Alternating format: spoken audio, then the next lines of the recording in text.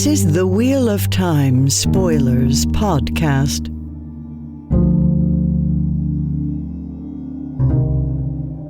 Okay, so Chapter 7, The Streets of Caemlyn. And we're in Caemlyn, so we have the Lion of Andor. Elayne's entourage attracted plenty of attention as it rode through Camelon, along streets that rose and fell with the hills of the city. The golden lily on the breast of her fur-lined crimson cloak was sufficient to identify her for citizens of the capital, but she kept her hood back, framing her face so the single golden rose on the coronet of the Daughter-Heir was clearly visible. Not just Elayne, high seat of House Trakand, but Elayne the Daughter-Heir. Let everyone see and know. Finally, somebody's going to care that she's the Daughter-Heir of Andor, no matter how many times she has announced it. At long last, this announcement counts. Long last, it matters. Yeah. These people actually care. Kind of. There is a little bit of like, we don't give a shit about you going on. I kind of imagine her in a very empty palace for the most part. She's looking for more guards. But at the same time, that doesn't make a lot of sense because they're packed with like guests and they're sleeping like 3 to a bed. Yeah, the palace is packed. Everyone here cares about the Daughter-Heir. Not necessarily everyone is as sold on Elayne. The position of the Daughter-Heir is extremely focal to what's happening, but Elayne is still being tested and seeing if she's worthy. Well, and it's an interesting dynamic because she came in with all of these foreigners who are really a problem for her, not necessarily there to support her or part of the operation of the city. And so there's almost like, even though the palace is packed, it's packed with people who like aren't doing anything for the city of Andor. Yeah, she has to explain them to her native people. She has to provide security on them and for them. She has to put them up. I mean, this is one of the things about royal courts, right, is they're extremely expensive. We get a discussion of this at some point in the series, but it's one of the things that's interesting about, like, Tudor England, right? That if the king decides he wants to hang out at your place for a couple of weeks, on the one hand, yes, that is an honor. On the other hand, it's going to drive you right up to maybe past the point of bankruptcy, because his court is so expensive just to upkeep, and that is the expectation when you show up. And that's part of why he's showing up, is because it's really expensive and he wants to offload some of that cost onto his nobles who he thinks are, you know, maybe getting a little too feisty. So Elayne has brought a bunch of liability and cost with her. I'm pretty sure that's a plot point of Game of Thrones in the early books when the king, like, I don't know how much you know about it, but when the king comes up to... That's episode 1, chapter 1 of the books. Yeah, exactly. That's like when the king comes up to visit Ned, and Ned's like, oh my god, this is going to cost me so much money. Like, why is he doing this, you know? That's a very real dynamic from historical fiction I've read of, like, Henry VIII and Elizabeth I. Like, how they manage their fractious courts involves bleeding them dry with this sort of thing. So yeah, Elayne has not made herself any friends amongst people who are staunchly Andoran and questioning her decisions already. One thing I noticed is that there are a lot of arsons and there's water wagons trying to put them out. So there's active rebellion going on in the city. People, now whether it's Dark Friends, whether it's... I firmly believe it is Mellar and Lady Cheyenne and Dark Friendery. I do too, yes. Although it's couched in that it could be, who are those two nobles who have spies? Aramilla and Nayan? Yeah, Aramilla and Nayan. It could be them. It might be a combo. It absolutely could be both. There are multiple parties who would benefit from destabilizing her with the simple act of knocking a lantern over in a barn. But we know that Mellar and Cheyenne, well, Mellar specifically uses it later to manipulate where the guards are. So this could be the beginning of that. And I think we saw them make plans to do that as well, if I'm remembering correctly. Not to do arson per se. We don't see any of the planning, but we have seen them come together and clearly go to do some planning off screen. So we know that they're in contact and doing shenanigans at this point. Gotcha. So everyone's hopping up to stare. It's actually a little reminiscent of when Logain was wheeled through town and everybody's staring just to see, like, not necessarily the queen or the king, right? But someone who tried. Like, there's a little bit of like, oh, this is going to be momentous. We know that, but it could be momentous because this person fucked up. Yeah, you're going to want to see this person for the historical record, but put a pin on the interpretation. Right.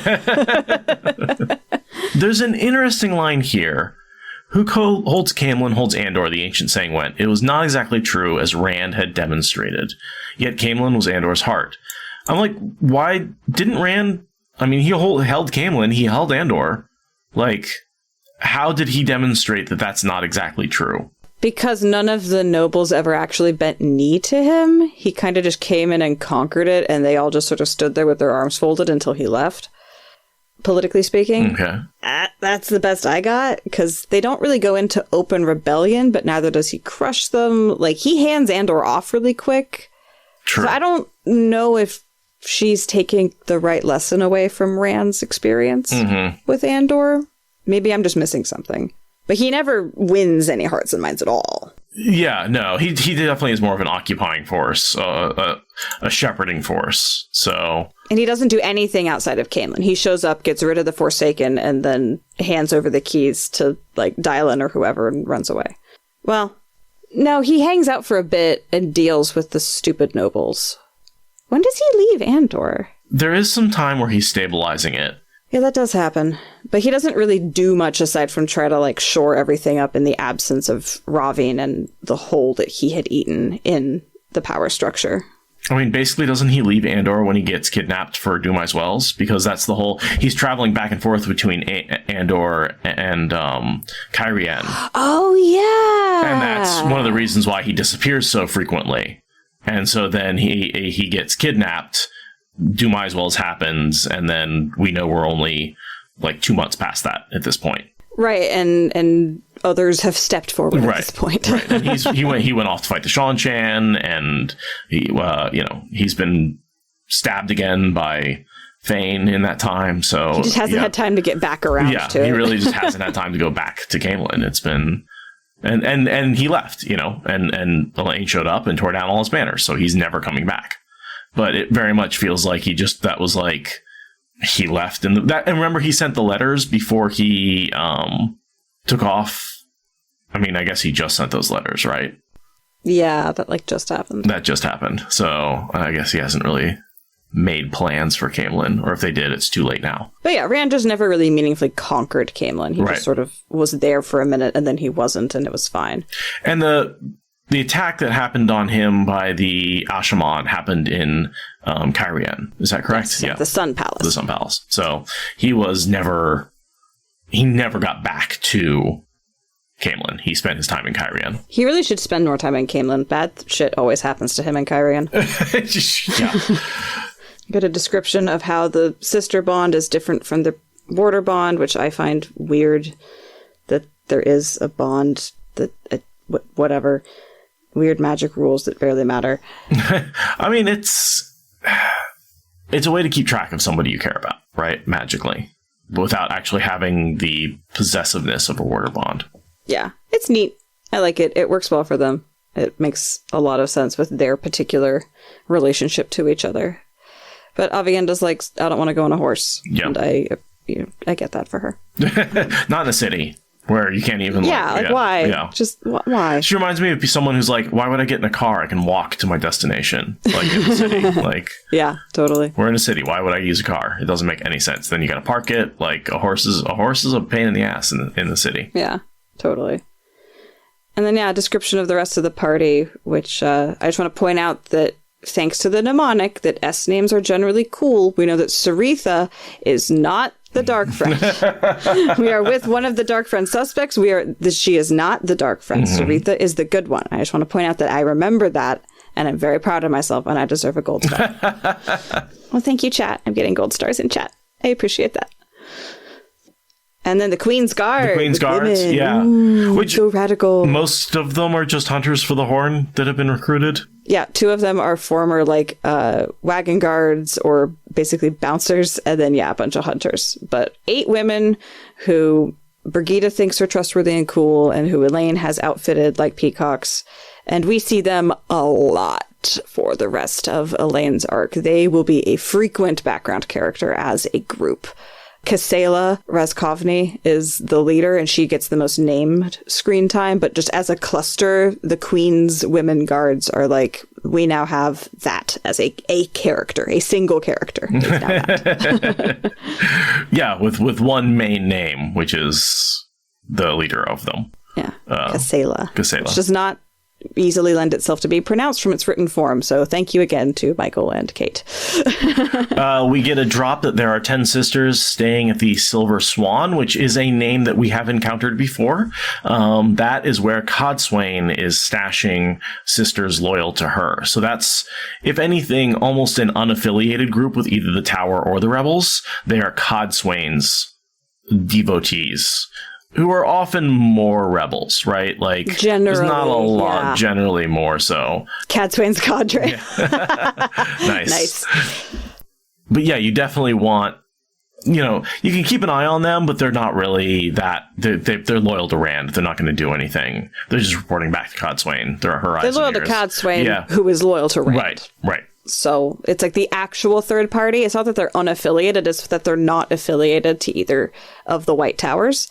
They're affiliated to Rand. They're Dragonsworn Aes Sedai, like, basically. Basically, yeah. Not as much as the ones who have actually knelt and sworn to him. Sure. That's true. Let's see. We get a reminder that Elaida had issued the order to bring her back by any means necessary. That's a reference to Elaida's foretelling that she misinterpreted as... The Royal House of Andor is critical to the last battle. Just technically true, but at the same time, I think she's... It's true in a lot of ways. I mean, Tigraine obviously is what the foretelling was about, but Elayne and her behavior as Queen of Andor, and even Morghese to a certain extent, are also very critical to the success of the last battle. So really, the foretelling could have been about any of them. Mm-hmm. Technically. Elaida still fumbles it no matter what she does. Absolutely. There's no interpretation where Elaida does anything useful with the information. Let's see. There's a black-haired woman in a blue cloak with her hood thrown back. The woman barely glanced at her before turning into a candle maker's shop. And I don't know why, but this felt like something significant, but I could find nothing. I agree. I think it's just an eyes and ears from someone. I think that RJ just threw that in there. It's like, oh no, that is an eyes and ears. You have no idea who. But it totally was one. That's my headcanon for that. It feels significant, but it's just a story that he never actually put to the page. It just happens entirely off screen. And so then there's this whole reference to this story that they never come quite out and say it. It looks like she went out with Aviendha at night and got mugged. And she got knocked out. And Aviendha got hit, but not fully knocked out, and was able to then defeat the enemy. It does seem like that's what happened. And there's a lot of sort of subtle references to this sort of misadventure that Elayne went on at some point in the past, but no one comes out and says exactly what it is. Yeah, and it never comes up again. It's just this weird character building thing. And we should point out that the party was going along without Brigida, and Brigida has now joined the party. Right. Just to keep us anchored in like what's happening. They're going around and thinking about how poor everyone is, and then Brigida gets angry and is coming towards them, joins them, and now we have all of this just bickering as they head back to the palace as a group. Right. Well, and it's Elayne senses Brigida's anger and sends them back towards the palace and they sort of meet up on the way. But there's definitely that whole, like, she makes that decision based on Brigida's emotions. And Brigida's emotions are not based on this bullshit story that Saritha brings up to just stir the pot. Brigida's anger is based on the news that Aringill got raided, and which is actually kind of important for Elayne's succession plot. That is why Brigida has shown up. Right. And she lost 2 of her political rivals. Yes, 10 men dead because she blundered in terms of how much she guarded these 2 valuable political rivals. And they have now been taken, and we know that they were taken by Aramilla. Yes. Who is a silly goose, but has stolen 2 actually competent women and is going to force them to be her, like, sworn vassal people.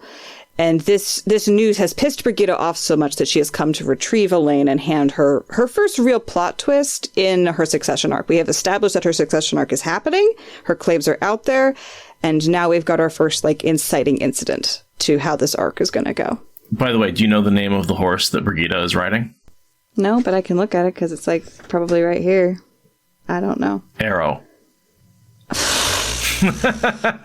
Very original. Though I will also just want to talk about original stuff.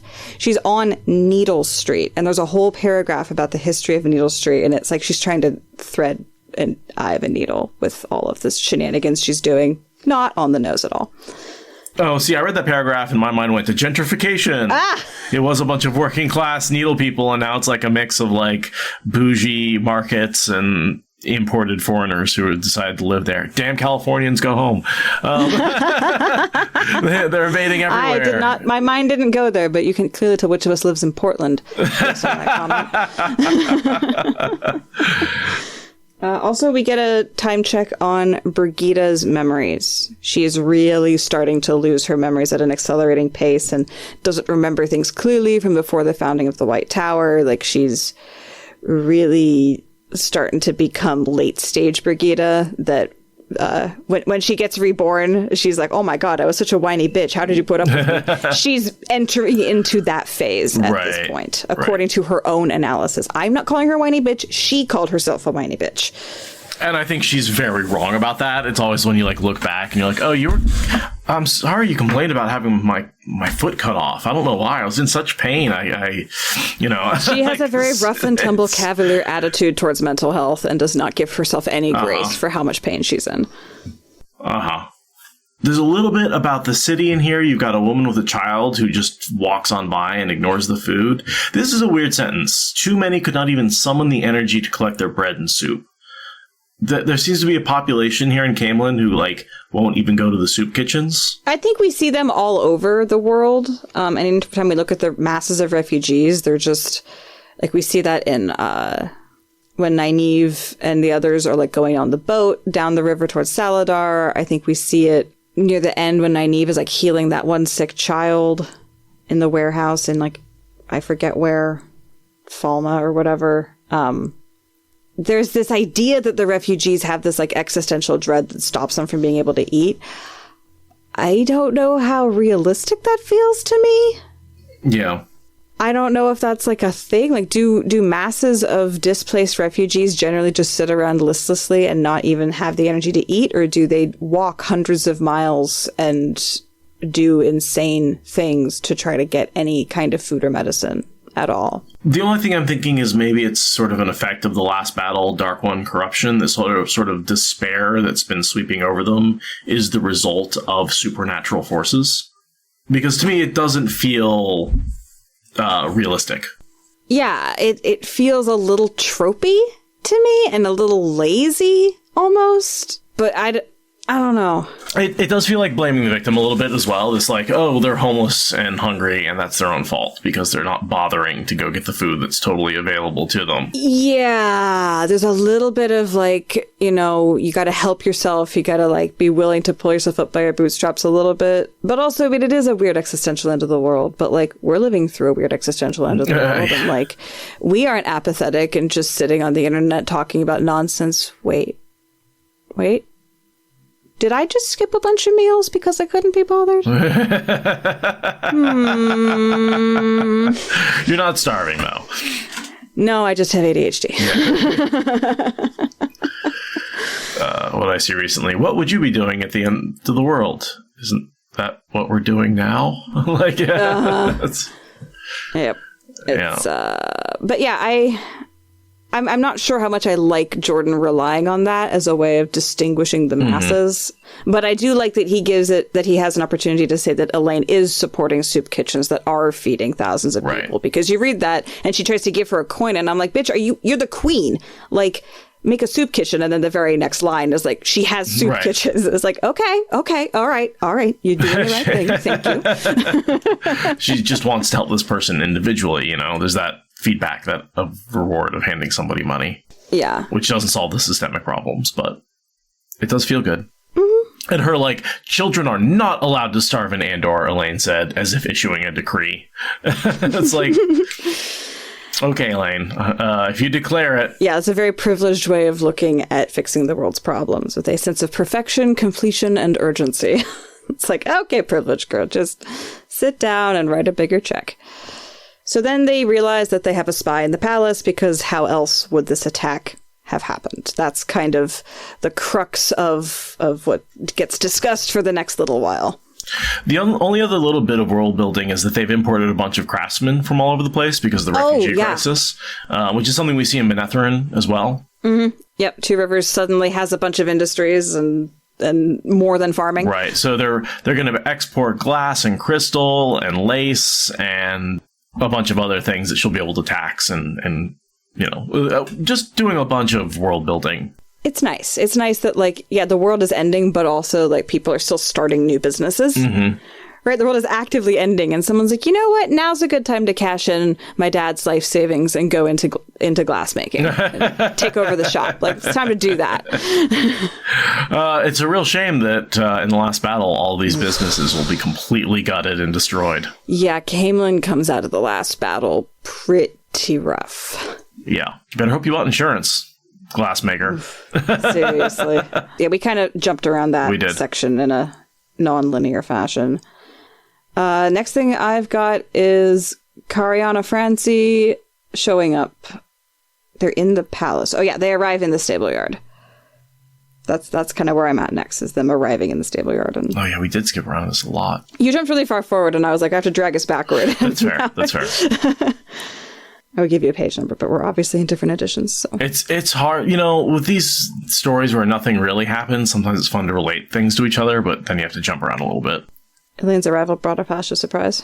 I've got so few notes in this next couple of pages. It's hard to settle on, try and figure out. Like, there's just a lot going on that doesn't have a lot of interesting things, and I don't have anything interesting to say about it. Let's see, what I've got is a sense of how the soldiers are, like, new and not really super seasoned, right? Because she shows up in a tizzy, in a hurry. And the soldiers kind of, like, freak out for a minute before they come back under discipline. So that, again, gives us a sense of just, like, she's recruiting as fast as she can, and it hasn't been that long. We get the term fresh caught about warders. Yeah. Aes Sedai are creepy. That's a good little bit of world building. We could definitely go into that a little bit about the way it's like, because they used to actually catch them and bond them against their wills. It used to not be a free will type thing. So fresh caught, that caught is very realistic. And then you're using the compulsion part of the bond to force them to do your will and follow along with you. And, like, warder bonds are problematic. Oof. I actually have been listening to Critical Role again. I'm getting through campaign 1 again, and just got a big rundown on all the different kinds of demons for their trip into the Nine Hells. And this really reminds me of that. Like, you can just get caught by this sorceress from hiding behind a bush. She can just leap out, slap you on the ass, and suddenly you're doing her will, no matter how much part of your mind is screaming that this isn't what you want. And that's your existence for the rest of your life. And yeah, you're stronger and faster and don't need sleep, but, like, you have no choices. Oh, and by the way, if she dies, you die too. Yeah, like, that is horrifying. I would be very suspicious of Aes Sedai as an entire class of people if I knew that if you let one get within arm's reach, she can grab you into a contract to the death. Like, that is really messed up.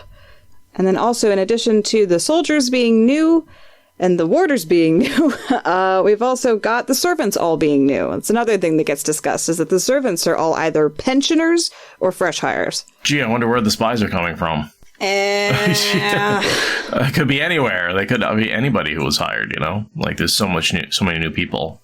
Yeah, and there was a period before the end of Morghase's reign where it was really easy to slip spies in because it was Ravin time, and it's just like it's a very, like, pushing water uphill in a sieve.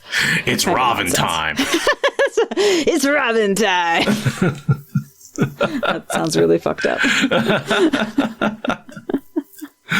But yeah, there was that era, and then, like, and then Rand had to go in there and, like, clear out all the Ravine people, and then a bunch of people fled because they didn't want to be part of where the Dragon Reborn was, right? Because they didn't believe that Ravine was a Dark Friend, or a Forsaken anyway. Yeah. There's been a lot of turnover. Yeah, this is like when your sourdough starter, like, gets just way out of control, and you have to go down to, like, a really, really small amount, and then it's just taking forever to propagate through the new medium. Like, that's where she's at. Mm-hmm. She's got the tiniest little bit of starter culture. Oh, yeah, here's the line about them getting... It was over so fast, I thought you'd bloodied, stumbled, and hit your bloody head. Blood and ashes, knocked down by street toughs. The light only knows what might have happened. She was knocked out by street toughs, and it was only... And we find out later that Aviendha was there with her. But it's like, yeah, it's this weird story that's pieced together through a bunch of lines like that throughout the chapter. It just kind of reiterates that there's a lot happening that you aren't seeing, despite the fact that it feels like RJ is taking you through everything in painful detail. There actually is stuff happening off screen, and Elayne is just as much of a lack in self-preservation person off screen as she is on screen. So yeah, I guess Keith is asking a good question. Who tried to kidnap her? Was it Elayne's folks? Was it Codswain's folks? Was it Elania? Was it other nobles? Or was it just some street toughs that saw some girls in silks and decided to take them for themselves? I mean, definitely the way the story gets told is in that very, what were you wearing and where were you going, victim blamey kind of thing that makes it seem like the latter. But she's also Elayne Tricand, and it seems like a lot of people would be keeping an eye on her and would take the opportunity to kidnap her if she was so dumb as to go out with literally one bodyguard. I don't know. I'm pretty torn on that one. It's a very weird story that doesn't feel like it does much aside from to reiterate that Elayne is an absolute risk taker. Right. Because it could have just been, if you're a pretty young woman in the bad part of town at night, you will be assaulted and it's your own fault for going there. That could be all that this is. Or maybe it was something more sinister. I think it was something more. I really do think someone tried to kidnap her. Someone who had a spy in the palace, who knew she was going out. She didn't do a great job. What does someone say? You think a little dirt on your face and some not quite as nice clothes are going to cover up the fact that you're the Daughter-Heir of Andor? I don't think so. Worked for her mother for years and years. That was how she described the thing. So, I mean, it's a family tradition. I suppose. But also, I mean, yeah, it could have been it was obviously a very poorly executed plan. So someone who is very low down on the hierarchy, who has no pre-planning and just gets a tip, is like, I'm going to do this real quick. And then immediately gets slapped down because they're totally outclassed.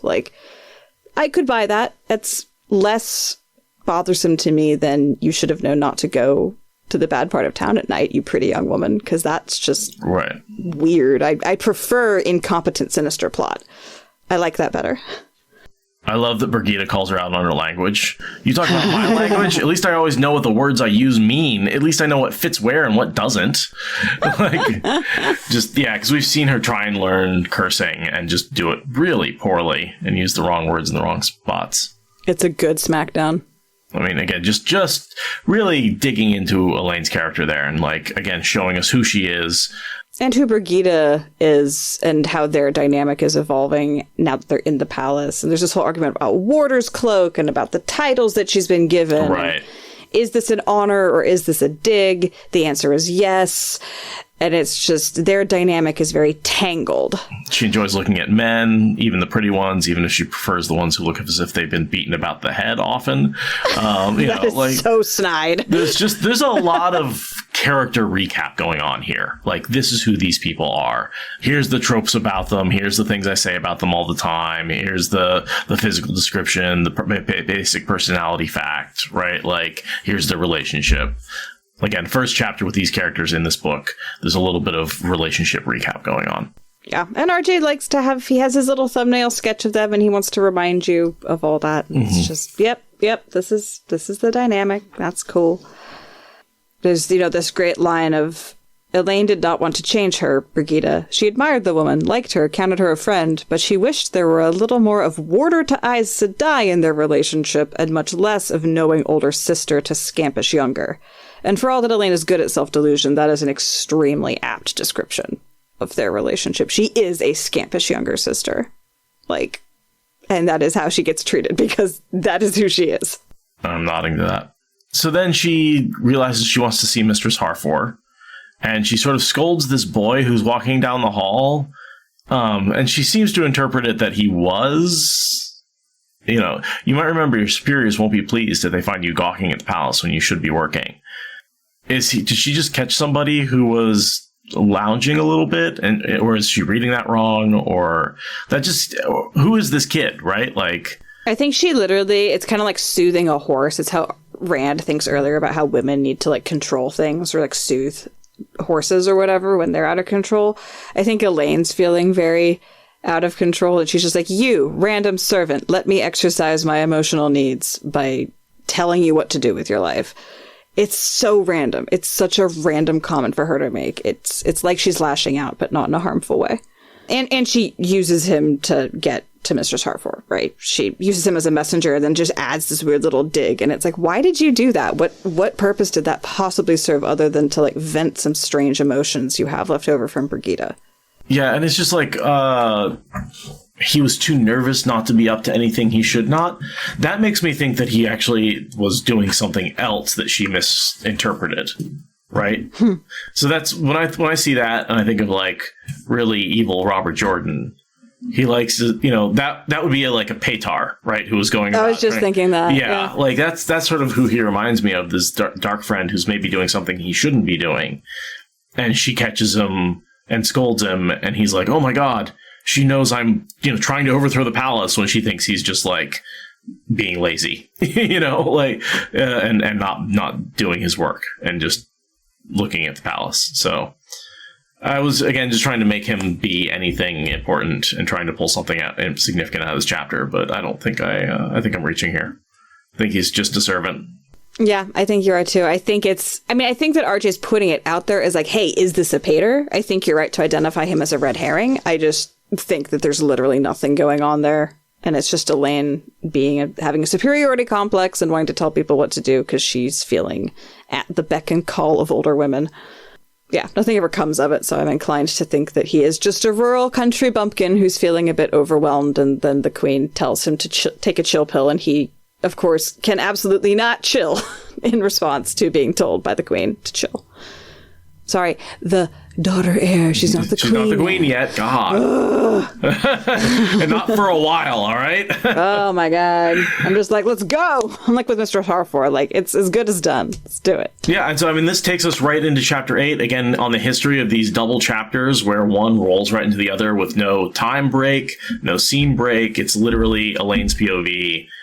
One minute she sends for the boy. The next minute she's walking down the hall meeting Mistress Harfor in Chapter 8. Yeah, she says, find Mistress Harfor to end the chapter. And at the beginning of the chapter, it was no surprise to Elayne when she encountered the first maid before reaching her apartments. Right. Like, we literally just, like, cut the camera in the same hallway. Right. Basically. To a different hallway in the same floor. Yeah, but Chapter 8 is Sea Folk and Kin, and the symbol is the Adom, because that is really the most interesting thing we're going to talk about today, probably, is this whole forma Damane discussion. So, hence the symbol. I was thinking about making myself another cup of tea before we got into Chapter 8. So, go for it. I'm going to take a quick break.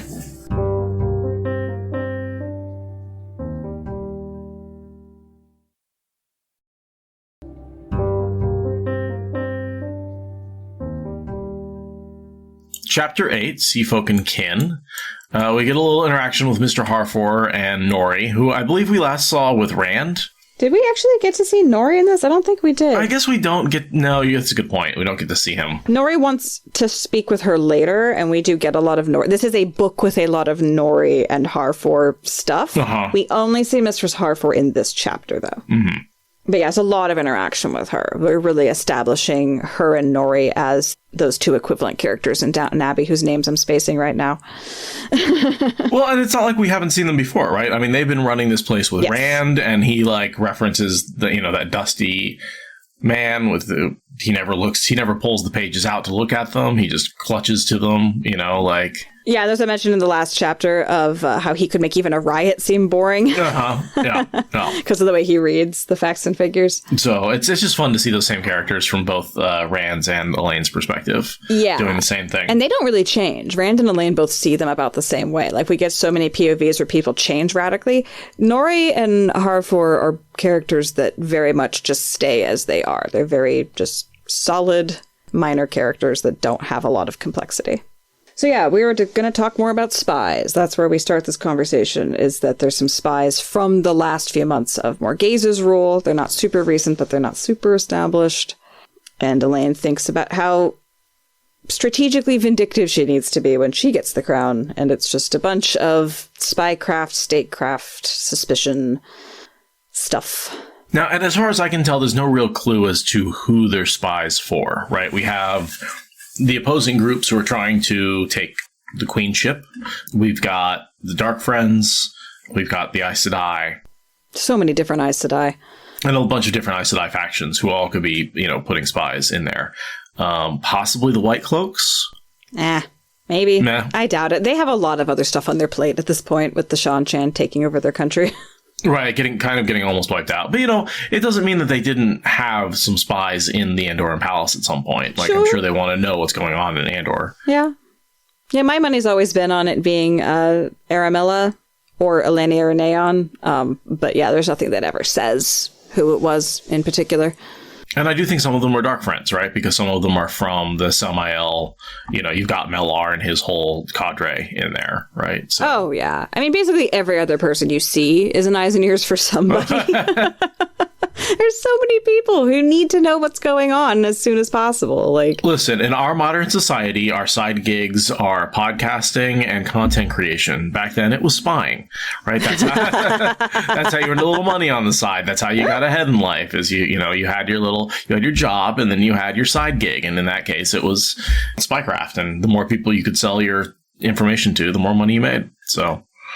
Pre-internet days, when we just put all this information out for free, back then people actually had to pay individuals for it.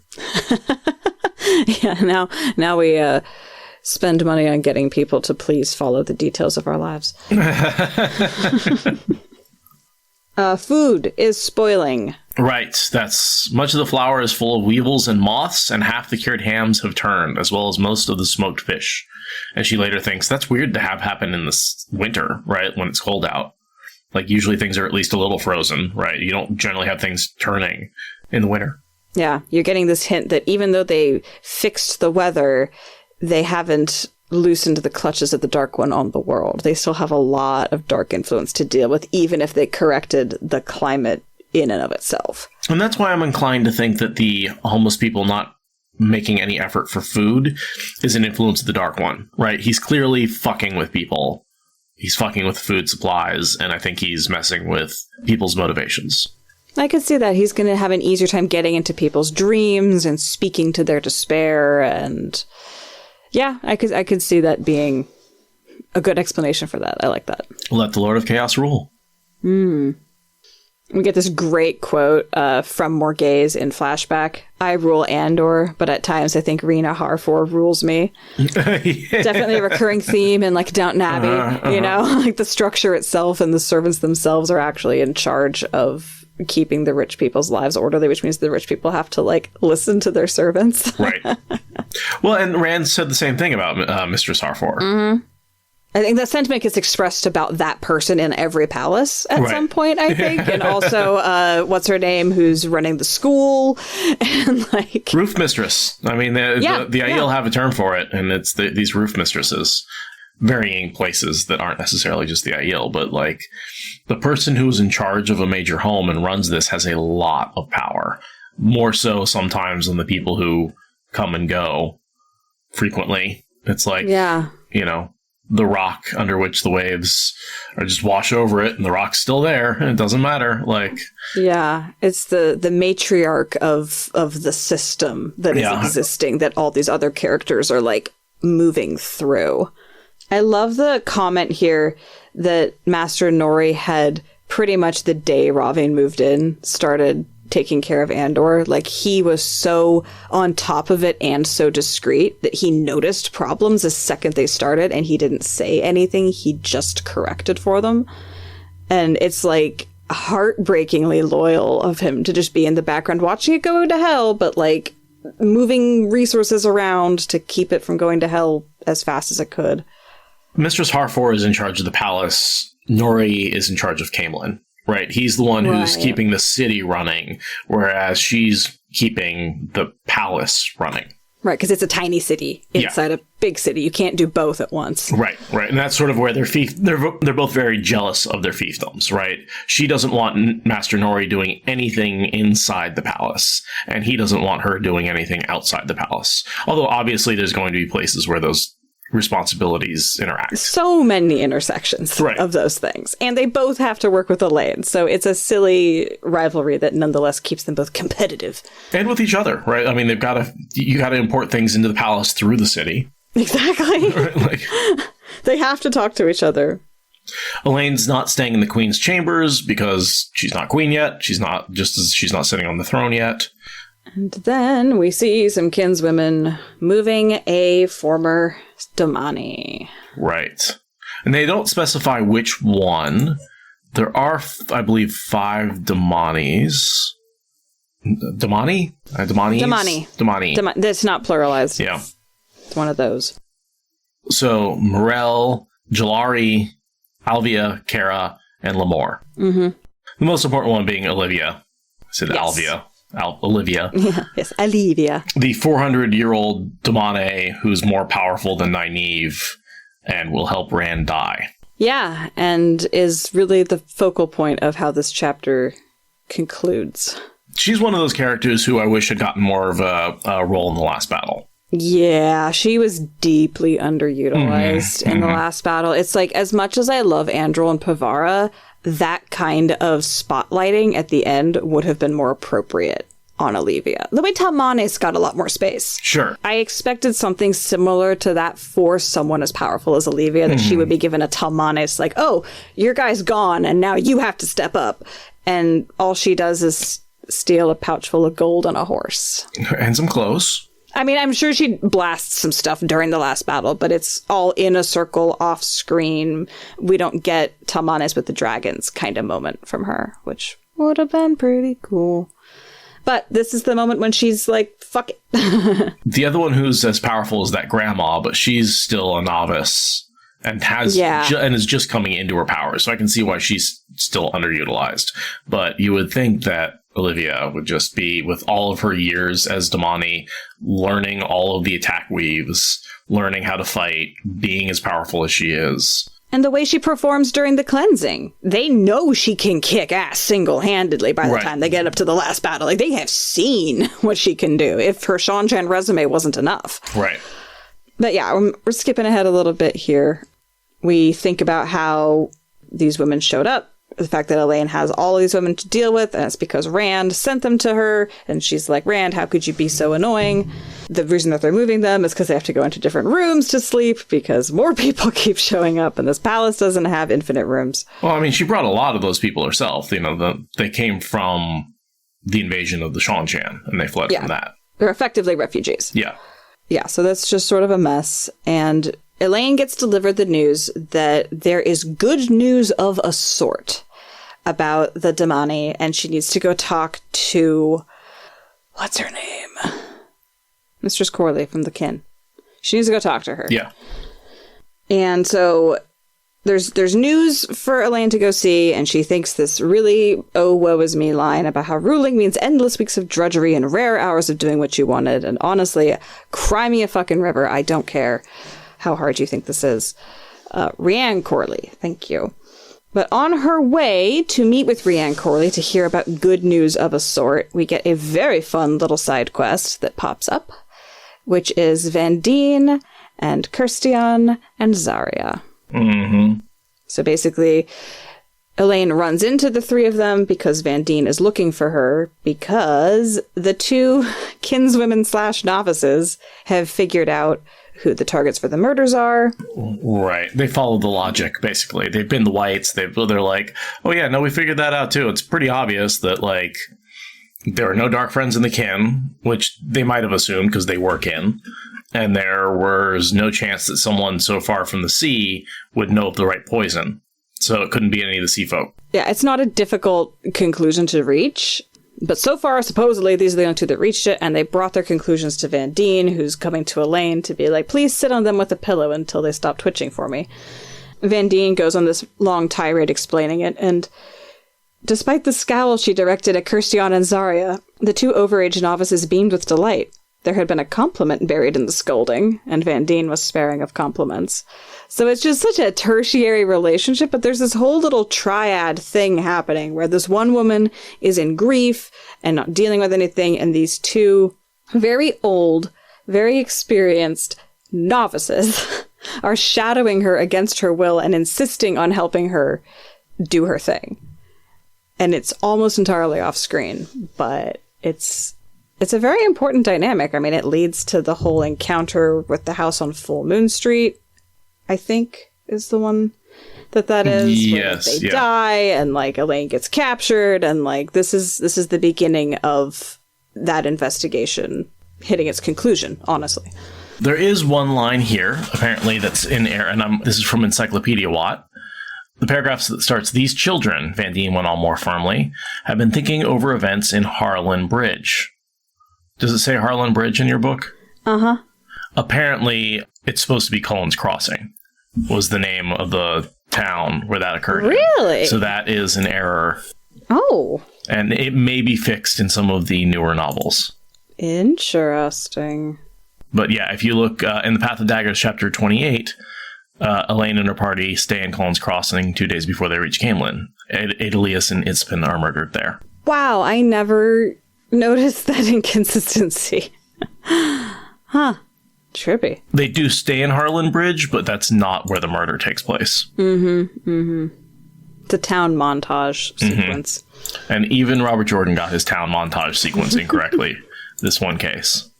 So again, Encyclopedia Watt was awesome for those little mistakes and details like that. They do a great job of keeping track of that kind of stuff. We also get the confirmation that the kin don't have dark friends because they had thoroughly plumbed all of what Ispan knew about the kin, and she had been just as ignorant as the White Tower, so the secrecy was very effective. I find it difficult to believe that the kin don't have any dark friends among them, but that's what the canon says, so I guess it's true. We've talked about this. The Dark Friends in the White Tower don't start recruiting until after they become Aes Sedai. They do not recruit among the accepted. They do not recruit among the novices. And all the people in the kin are either novices or accepted who've been sent away, or a few runaways, or people who have never been involved with the tower and so have no connection. So there's no way for anyone of the Black Aja to make a connection with anyone in the kin, because they're never in the same social circle, and the Black Aja does not recruit from anyone who's not a novice or an accepted. You don't know what you don't know, and there's a firewall. Yep. Yep. Yeah, we have talked about this. You have convinced me of this before. I just forgot that I was convinced.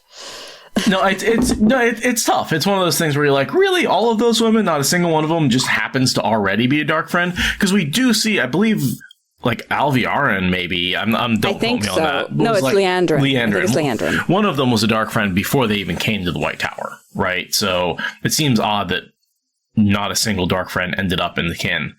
But if they are in the kin, they're certainly not connected to the Black Aja, if there is like an independent dark friend. Sure, yeah. Yeah.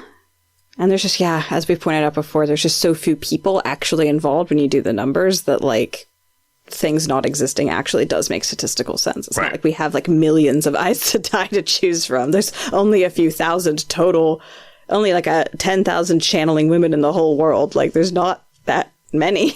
There should be a lot more. There should be. Nyneave? Yeah. Yeah, I'm there. Yeah, someone has to take them in hand. It's going to have to be you, Elayne. Nuh-uh, it's going to have to be Nyneave. What is going to have to be Nyneave? It's a great little volley of conversations to bring Nyneave into the discussion in the middle of the hallway. It's sort of follows the like, oh, don't tell Dad that we broke the jar. Or, well, we have to tell Dad. No, don't tell Dad. What? Shouldn't you tell Dad? Dad walks in, you know, like there's that sort of presence of an adult figure that you're trying to hide things from, and they walk up just as you're discussing what you don't want to tell them. A description of her, she's got the Kai sign on her forehead for, I think, what might be the first time. One of the first times. She might have been there already, but it's early on. And she's got a yellow fringe shawl. Yep. Yeah. This is Nyneave in her final form, right? With the Malkier Kassign, silk dresses, braid. Like, this is sort of the Nyneave I picture in all the paintings and stuff like that. Because no one ever paints her in her rough to River's woolens. They always paint her in silk green dresses and yellows because painters love those kind of colors. Except for Ariel's transition poster. But well, yes, yeah. But even that, it's got both, It's got both. Yes. And she does technically have one more form, which is when her hair gets fucked up by her Aes Sedai test. But again, no one depicts her without the braid. It's like a Teleron Riyadh thing. It just keeps flickering back in our imaginations. It's like, no, it has to be there. But yes, she is in the final form she wants to be in at this point. She has hit all of the buttons, all of the check boxes that she needs to hit, aside from the official test, but whatever, she's got the shawl, it's fine. Well, that's like with Rand, I consider his final form when his hand gets burned off and his eyes are fucked up and he's, out wearing red and gold. But, obviously he then becomes Moradin, and that's technically his final form. Right, and in so many ways, his final form starts when he still has both his hands and his eyes aren't fucked up because he's wearing all of the accoutrement, right? And, I guess I should call them penultimate forms. Yeah, there's a lot of phases. But yeah, this is Nyneave in full Aes Sedai. This is Nyneave to Mandragoran, Almira, Aes Sedai, the Yellow Aja. Right. All the titles. Yes. Elayne might be able to loll around playing politics, but I have my hands full. Jeez, she's trying to take over a country, and you're trivializing that. Come on, Nyneave. It's silly. And Elayne even calls her out on it. You have given me advice on this. You know I'm not lazing around. What is wrong with you? And Nynaeve's like, I just know things because I'm married now. Smirky smirk, smirky smirk.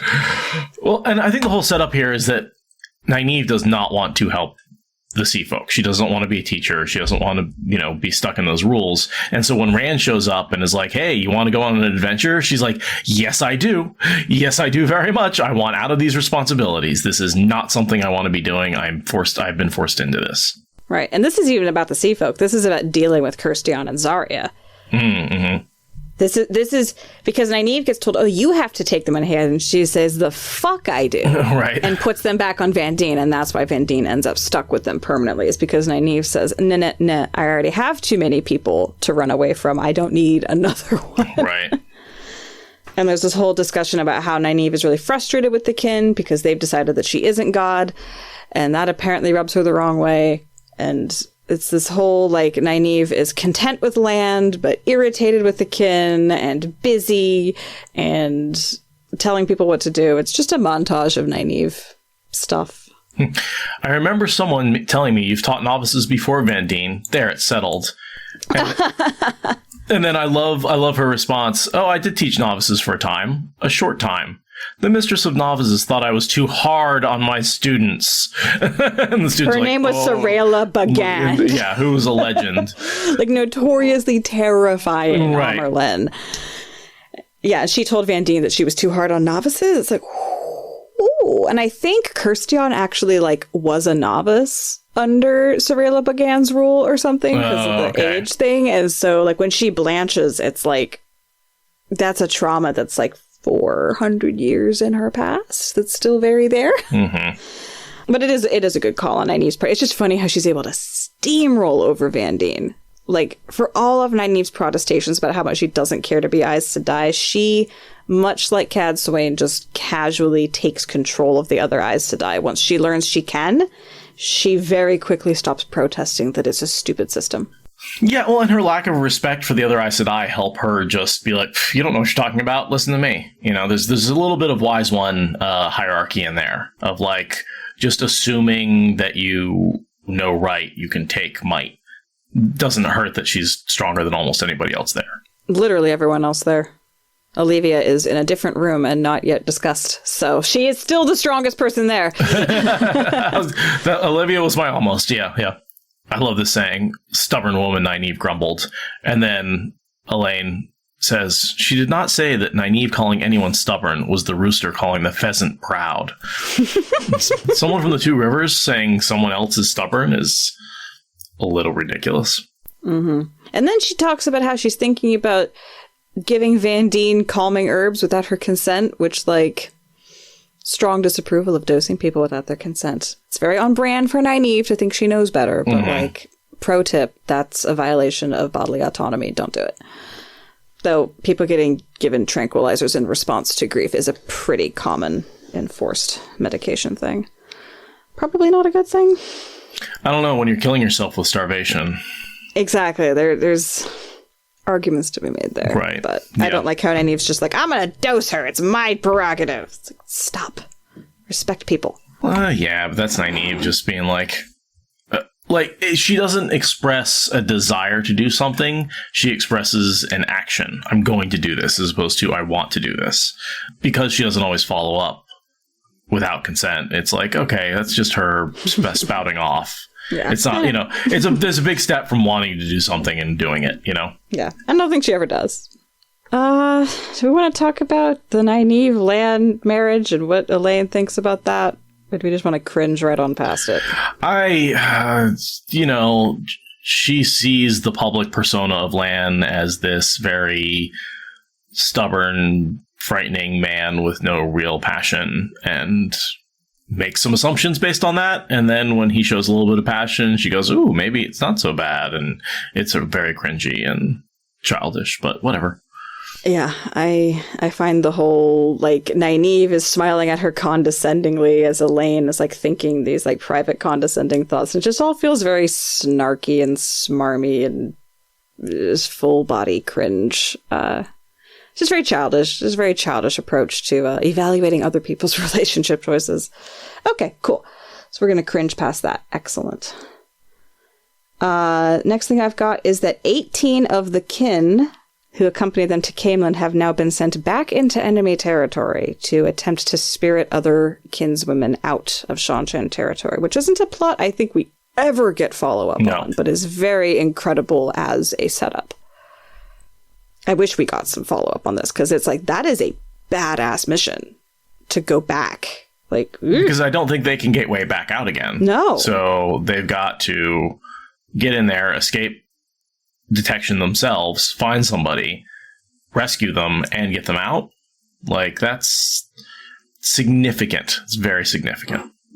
Again, another one of those sort of plot lines that would have been really interesting to see some follow-up on, that those people disappear. And, I sort of give it the timeline excuse, which is it would have taken more time than we have for them to get in and do anything significant and get back out again. And again, the Outrigger novels clearly would have been picking up that plot and being like, oh yeah, here's some of those people. Remember them back from book 9? Here they are.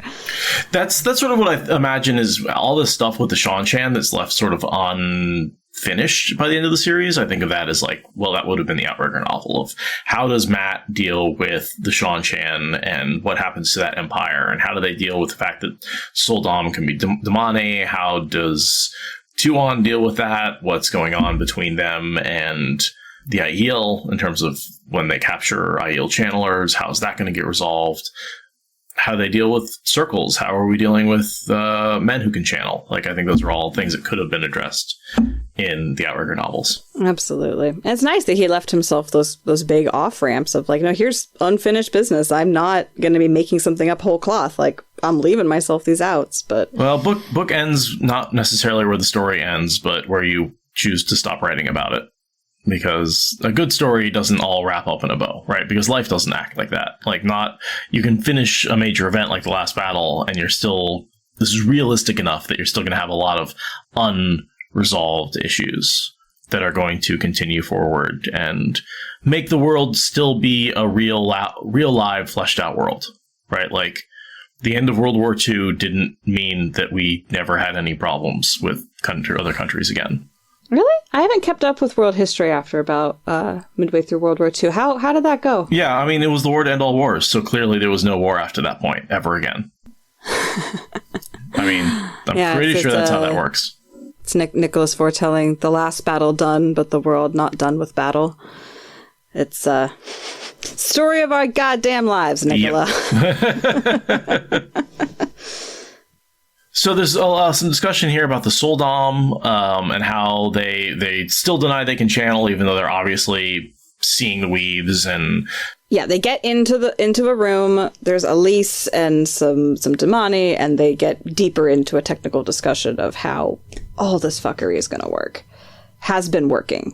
The fact that the Soldam deny they can channel, but they also can clearly see the waves, but they always immediately convince themselves it was a trick, and there's this just hamster wheel that they've been on. And Nyneave's like, so what's the good news? You've been on this stupid loop forever and ever.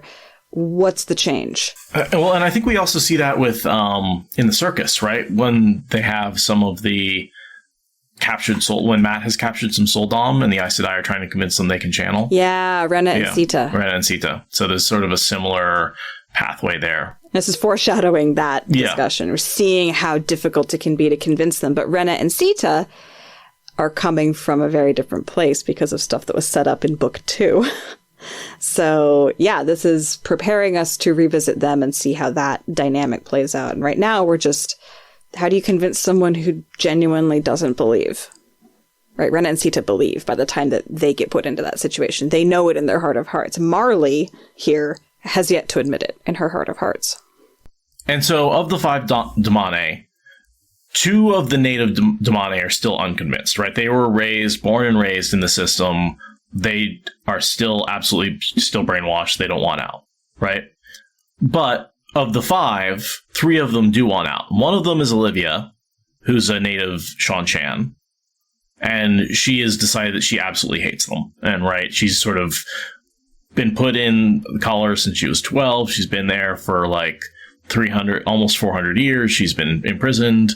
And then the other 2 are, one sparked the day the Shan-Chan invaded, so she's like a wilder, if you want to call her that. And the other one was a wise woman. They're both local to where the landing took place, basically. So it was a little bit easier to convince them to take off their collars, even if the brainwashing still has set in, and they still were brainwashed. They at least had a life outside of the Shan-Chan empire and knew what it was like to be free women. Right. It's not surprising that they're able to come back out of it because it only was a few months, right? They had whole lives before that. Whereas the Shan-Chan women, you'd expect them to be really difficult cells. And yet Alivia, who has been imprisoned longer than most Aes Sedai can imagine a woman being alive, just sort of wakes up one day and is herself again after centuries of not being herself. Just one day she just wakes up and is a free and independent woman. Out of nowhere. Well, she assumed she'd be retaken for a while, so she was still sort of being a slave, right? But then I think once she realizes, no, if I actually do express my true feelings, I will be able to be my own person, right? I'm not going to be re-enslaved. And so she's like, oh, I have an opportunity here. I'm going to take it. And I think it's really interesting as a contrast to every other story of Damane, and Daughter-Heir for that matter, that we get with the Shan-Chan, which I know that there's a really large discussion to be had about this that I have not absorbed all the content on. I just know that it's happened out there. I know Lesbian Nerdy in particular did like a big video talking about like why it's weird that all of the enslaved people seem happy and brainwashed with their situation just very universally. And I haven't actually watched that video. I just know that it exists. So I'm not really like qualified to go into what that discussion is, but it's nice to have an alternative in Alivia of someone who can spend 400 years under that yoke and somehow come out of it as herself after seeing nothing but characters who after 2 months, they're just completely gone and broken forever. And it's hard to believe. The idea is that they have this Adam, which lets them literally even prevent you from thinking about rebelling. And this idea that you have to train yourself to think that you are a slave and that you like being a slave. And that's something that eventually, over time, can reinforce itself and really make you, it's a level of mind control that's not available, I think, to what I would consider our world in terms of like, no matter what we do to enslave a person, we could never enslave their mind entirely. They are always free to think whatever they wanted. And that's not true about Damane. We can control their actions. Yeah, we've tried. We've tried to develop that technology. Right. We are still trying to develop that technology. But yeah, I'd agree. We don't have it and haven't had it. Right. And so I think that's the difference in certainly with the Damane in terms of how happy they are, I put that in quotes, to be enslaved. And part of that is because they literally can't think about being unhappy about it. Right. But we see the exact same dynamic used from Jordan's writing for the Daughter-Heir, who are not magically bound. They're simply tortured and trained. I mean, look at what happens with Amathera, right? She's not a channeler, but look at how quickly she gets warped and how long she stays warped. And the Dako Vale of Turax that all kill themselves. And that's just a normal and accepted thing. And the way that the Death Watch guards behave. I mean, they might have the Crystal Throne thing going on, but like, Jordan implies that that's all of Shan-Shan's slavery in every permutation. It has this kind of, and then it's very effective and they're all happy to be in that position, and they're very freaked out by being taken out of it. I would argue about how happy they are. I think there's a very strong class system and people feel trapped into it. I wouldn't necessarily say they're I mean, the slaves in particular, not the whole society, just the people that are being actively tortured into this brainwashing thing, that they're brainwashed into. That brainwashing can be that thorough. Right. Across the entirety of all the slaves that they have. It seems, I don't know. It's hard to believe, and I've seen other people express difficulty with believing it. So Alivia is a breath of fresh air to that background narrative. True. Yeah, and I always thought Egwene was as well, right? This whole, she would never give in. And I maybe part of the acceptance is to show how strong, like, Egwene was to break out of it, and how strong, like, mind control can be, and make your character stronger by making it more universal. And I don't like the implications that slavery is simply a matter of choosing to submit or not. That feels very victim-blamey. No, but I mean, Elayne does say, like, I would have eventually given in. I just was able to last a little bit longer than most. Yeah, and it's just how long you last is a matter of will, and everyone gives in eventually, and yet Alivia just pops into herself. Like, it's... I don't know, she's a weird lady. She's very odd after this. It's not like she's a normal person. Yeah, and RJ does make it a big point that strength of will and strength in the power are very linked things, and so these weirdnesses and these inconsistencies do at least dovetail nicely within the canon he established, however much I disagree with the rules of it. Yeah, I mean, you can disagree with it, but a big part of his world is stubbornness, and, like, that's the whole reason that Egwene is able to kill Missana, right? She breaks her mind with strength of will. Strength of will is a real thing in this world that helps you in all sorts of situations, that lets you deal with more pain, that lets you be stronger in Teleron Riyadh, that generally makes you stronger in the One Power, although not always. That's the whole thing about, like, Sulin and, the whole power structure with the Wise Ones, like, strength of will. Sorelius, thank you. Strength of will matters in societies in the Wheel of Time. And I think we've come to the conclusion that, like, it's like fighting. I hate the term, you're fighting cancer, because that implies that there's some strength of will that will imply whether or not you can get through cancer. Mm-hmm.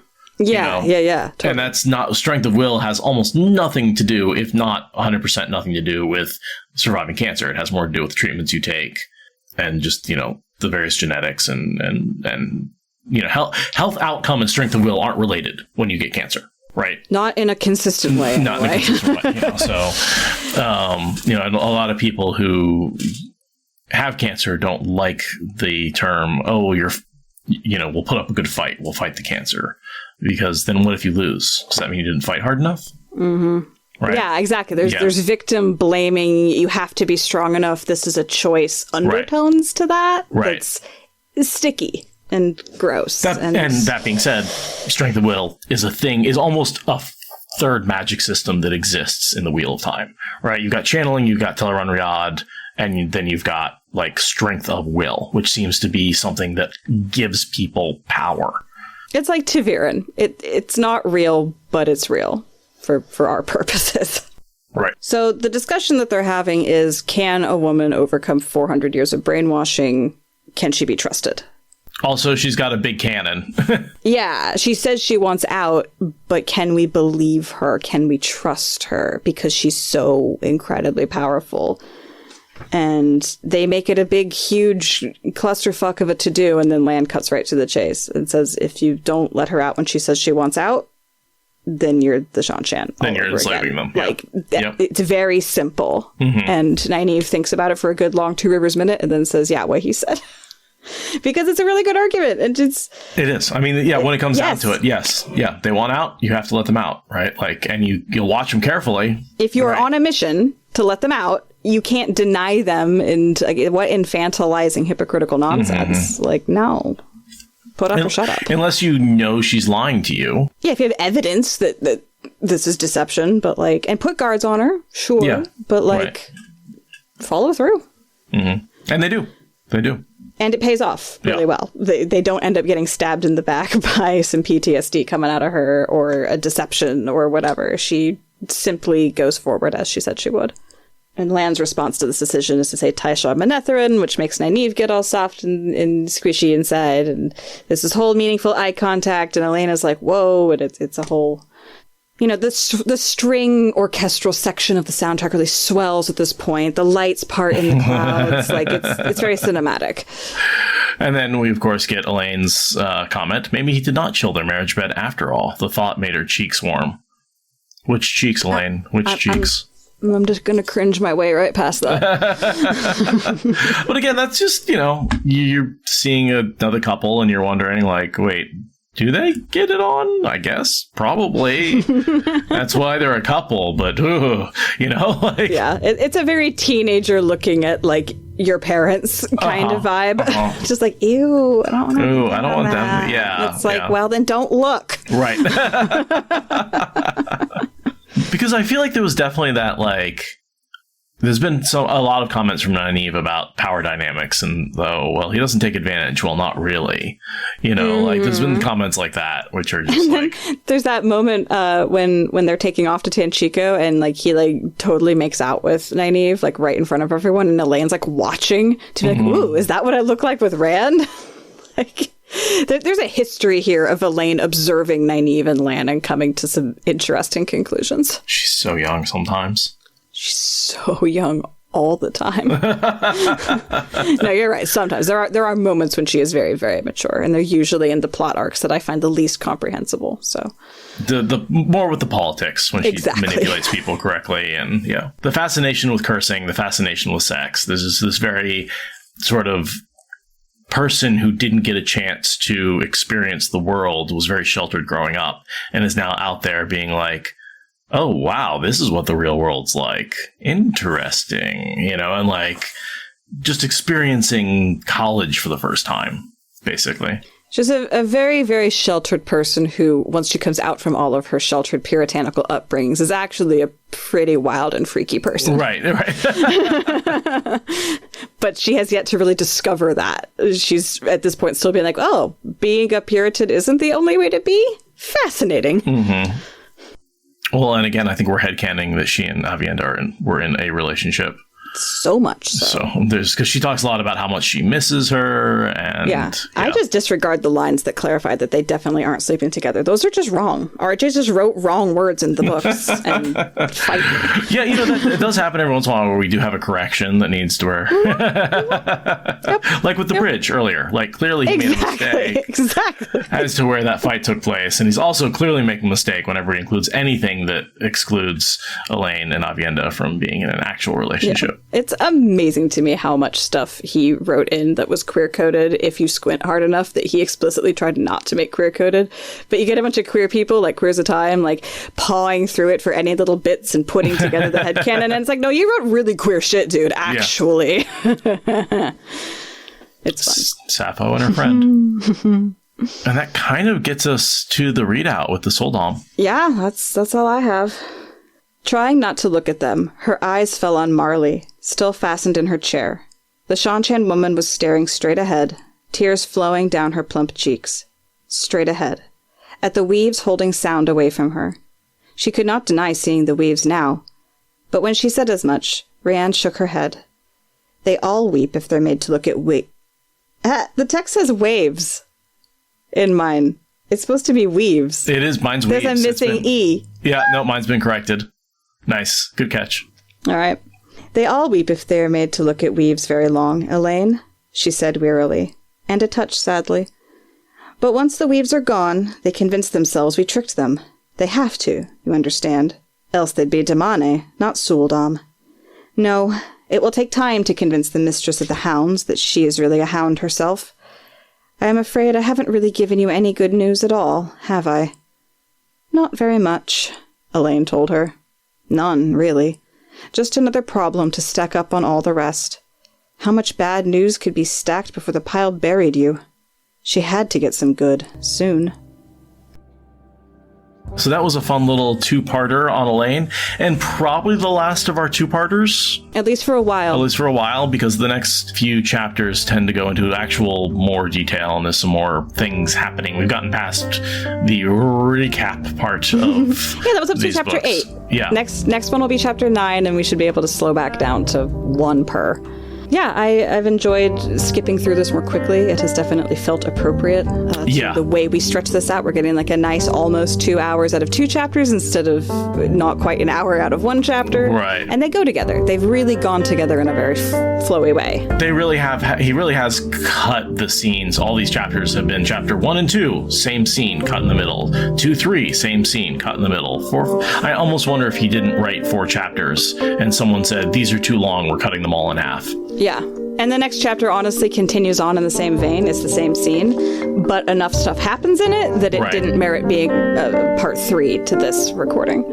So I will have to look at our schedule again and see. I think there are going to be more doubles in the future, but not for a while. And I think we were looking into, if we were only doing 1 episode per chapter, there's a couple of details that maybe I could have dug into a little bit more, maybe talk about some more of the side characters. But, because they have so little relevance going forward, other than as a group, it didn't feel like it was really necessary to get into it. Yeah, I'm content with the level of detail we put into this. Same.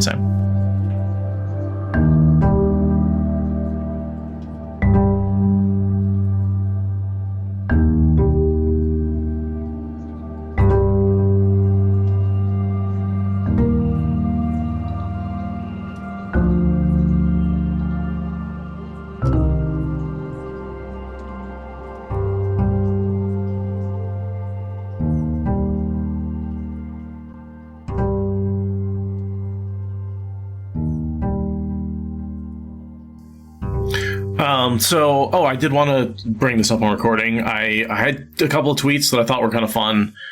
One was about how I've been listening to Book 2, narrated by Rosamund Pike, and Macmillan Audio did send it to me. They sent us a free copy of it, which was really cool of them. They're like, hey, you want this? And they sent it like a week early. So I've had a chance to actually listen to the whole book.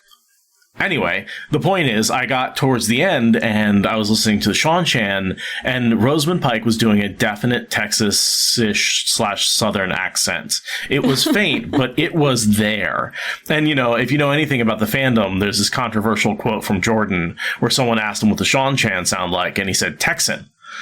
And so to actually hear that accent go into the audiobook was pretty neat. So I brought that up to people, and that seemed to have started a bit of a shitstorm on just like I've seen so many people talking about the Sean Chan Texas accent on social media.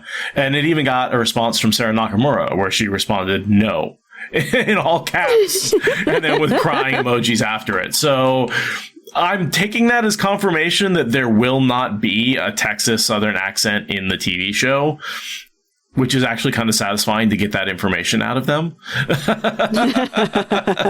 But I don't think it's any lie to say that Rosamund Pike is definitely doing a Southern accent in the books. Wow. For the Sean Chan. We are getting that Portal Stone world is getting brought a little closer to reality. And then on top of that, Michael Kramer and Kate Redding also were like, this whole Texan thing didn't get told to us. Like, that wasn't said until after, 10 years after we narrated the books. We made up our own Sean Chan accent, and it is what it is. So it's just fun to get those kind of responses from folks. That's awesome. They are the arbiters of the accent, in my opinion, and I'm definitely torn on if I want to listen to Rosamund's audiobook. I don't know if I care to sully my appreciation of the books with anything but the gods themselves. Okay, here's what I got to come back at you at, because I have word from the god themselves. Because I was talking to Michael Kramer at WatCon, which is a fucking awesome sentence to be able to say. And I asked him, I'm like, what do you think about other people? Because, you know, she'd done Eye of the World. We didn't know she was doing the rest of them. But I said, what do you think about other people doing, you know, these audiobooks that you put so much time and effort into? And he responded like, well, you don't get resentful of other actors doing other Shakespeare plays, right? The material as it's written is one thing, and your performance of it is something else entirely. That's a kick-ass response. Yeah. And it's like, absolutely, like, I'm an actor. That's what he thinks of himself as being, is an actor. And so he approaches it from someone who's like, yeah, if you're doing multiple plays from the same source material, no one cares. The more, the merrier, I hope. He's like, I think at some point he said he hopes to see more versions of it out there. He just doesn't see it to be very likely because, and then he like sort of pointed to the size of the thing. Because like, it's a lot. It's a big undertaking, you know, and you have to be able to get paid for it. So, yeah, no, it was super nice to be able to talk to him about it, and I'm curious what they think about some of the choices that she makes. I'm curious if they've even listened to it or if they will. I mean, given how much they've been engaging with fandom, they might, just so that way they can like, be part of our experience, you know, like just a little cultural safari. And like, what is it like to be on the receiving end of on the fandom side? I don't know. That's a really lovely sentiment, though, from him. It was. That it's like, you don't have a monopoly on the characters. This is a play. Like, knock yourself out, Rosamund. Kick ass. Take names. Like, go for it. That's lovely. That doesn't surprise me, but that is lovely. And so I would highly recommend listening to it. I've heard things emphasized in a different way, and it's jarring, as someone who's listened to Michael Kramer and Get Writing for so long, to hear a line that you've heard a million times said in a different way. But at the same time, I feel like it, again, helps me appreciate the stories, you know, as much different as it was listening to the audiobooks as it was to reading it. I feel like the same thing is the true between the different narrators. Mm-hmm. Well, I might at some point, but I just don't know if, like, my autistic need for familiarity is going to allow that to like work, but I might give it a go. That is a very strong pitch. I'm excited she's doing it. Yeah. I mean, like, to update the equipment and the interpretation of the source material and all of, I mean, there's good reasons for her to do it. I think it's a very neat pitch. There's a lot of choices that Amazon has made with the ephemera around the series that I don't appreciate, like their lack of merch. This is an unexpected but very cool twist for them. It also lets me know that I know Rosamund Pike has read the books. You know, and that's very important to me. It's very important to me that she read the books before she play Moiraine, and is such an integral part of what the books are. You know, so I agree so much. What was the other tweet you had that went I put these both out within a couple of hours, and they both got like more engagement than anything else I've ever done. The other one was I was sort of looking at, because I was listening to this book, I re-listened to the flicker scene, which is, you know, I don't know, chapter 36 or something like that of The Great Hunt.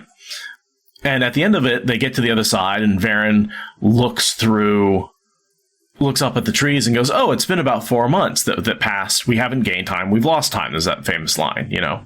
And I was like, 4 months? I wonder how long the quote-unquote slog is, since we're in the middle of it, you know? And I know there's like a book that's like a week and stuff like that. And so from the end of Lord of Chaos, right? So the beginning of book 7 to the ending of book 11, the same 4 months pass. So that's literally 5 books. By book 7, 8, 9, 10, and 11 all take place within the same time period of one chapter in The Great Hunt. Just to tell you how compressed the timelines become here at the end. And it's why it's like, sometimes you realize you haven't really thought about what these other characters are doing. But, you know, over the course of 4 months, some of them are just walking. Like, some of them are just like eating. You know, like, so it's fun to think about, like, yes, there is a reason, you know, people who say the slog doesn't exist, I'm like, there is something in the books that is a slower pace than you're used to in the beginning of the series. This is it. I think it's perfectly fine. I enjoy it. There's a lot about it I love. these two chapters that we're going to cover today might not be my most favorite. They're very much this happens, then this happens, then this happens. Here's some relationships between these people who you don't really care about. Yeah, it's a good thing to keep in mind, though, that we're getting a much faster story earlier on, and this is slowing down. And no amount of love of the source material changes the fundamental timeline. Right. Like, 5 books versus, like, it's more like 5 chapters, because there is what happens to Egwene in that 4-month period. Like, more of the Great Hunt happens in that 4 months than just Flicker. Well, but they do. The girls are training in the White Tower, and they montage that away. They're in the White Tower. 3 chapters. They really do. I think I was listening to it, and basically, like, they get to the tower. Flicker happens. You flash back to the tower 4 months later. They've been training for 4 months. Oh, shit, you're right. It is a time jump when you hop back in with them. It's like 3 weeks of time that we actually spend with them in real time to, like, catch up the end of the montage and get through the Sean-Chan stuff. But that time actually does pass for them. Okay, fine. So it's 2 chapters. Give me one. Wow. Yeah, no, that's, you can really tell Jordan was having different contract deadlines to work with as we get through the series. You can really just tell something's going on there, even if you never get into the meta of knowing how the contracts changed over the years. You can still tell there are inflection points in how he paces things. And this is... Yeah.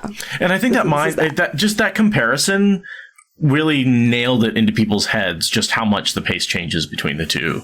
You know, I'm talking about the very slowest of the slow and the very fastest of the fast, but still, it's just this massive change in pacing. Yeah. That's awesome. It's a good thing to keep in mind. Empirical facts and figures amongst these 14 million words.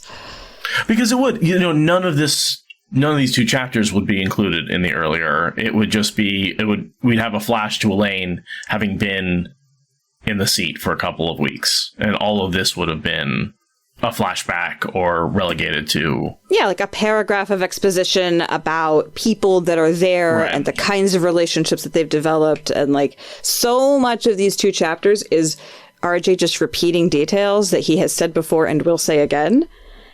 It's just reiterating the texture of what's happening. So, yeah, the actual content of what happens is quite simple if you're doing a spoilers read. It's like, and the walls exist. Right. Congratulations. Well, and you have all these groups of women, in this case, I think it's almost all women, who are not independently important. They're important as a group. But, it's hard to really remember all of the wise ones because... because the wise women, I should say, not the wise ones. There we go. It's a very, very important difference. Oh my God. Oh, Jordan with the naming. Come on. Anyway. Yes, they are important as groups, and that means there's a lot of individual details that he feels the need to throw in every time they come up to remind you who's who. But what part of what we are here to do, dear listener, is to speed run this for you. Thank you for listening to the Wheel of Time Spoilers podcast. Rate us in the Apple Podcast app or support us on Patreon. Is that good enough?